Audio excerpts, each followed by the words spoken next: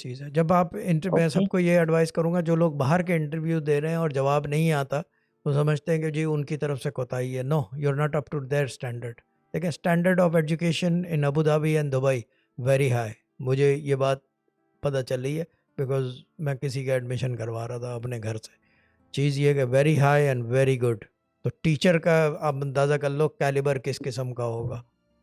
समझ में आ गया आपको? नहीं, हाँ, हाँ, नहीं, यस। ये चीज़ है। तो अपना स्टैंडर्ड ऑफ जो आपकी क्या कहते हैं उसको, आपकी जो शॉर्टकमिंग्स हैं, उसको फॉरगो करें और उसको इम्प्रूव करें। ठीक है ओके। ना?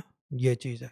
और okay. Always wear bright colours if you are on a online interview, in a video call, always wear bright colours, bright खुले हुए कलर पहने, डार्क ओके। कलर ना पहने, क्योंकि dark colour brings negativity. And the other problem with dark colours is eye catching नहीं होता। आदमी खूबसूरत लगने की करता है, जबकि आई कैचिंग लगने के होते हैं इन द वीडियो।